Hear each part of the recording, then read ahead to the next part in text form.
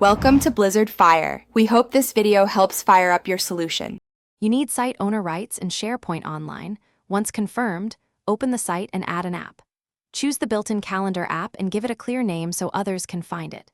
Make sure permissions align with who will view or edit events now, not later.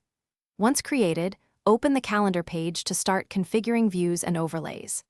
This first setup saves time. Do not skip naming and permission checks because they control access and future integrations. Once the calendar exists, create and assign useful views, day, week, month, and choose the default for most users. Then open list settings and adjust advanced settings, item-level permissions, versioning, and content types if needed.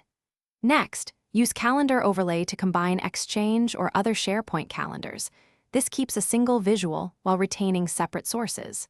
Make sure overlays use correct credentials and colors for clarity. These middle steps finish by adding sample events, sending invites, and testing sync to Outlook to confirm two-way updates.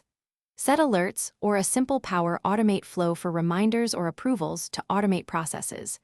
Make sure mobile access and regional/time settings are correct for participants. If something breaks, the key troubleshooting step is to verify permissions and that the calendar app feature is enabled. Next, clear browser cache and test in an incognito window. Recheck overlays and credential connections if sync fails.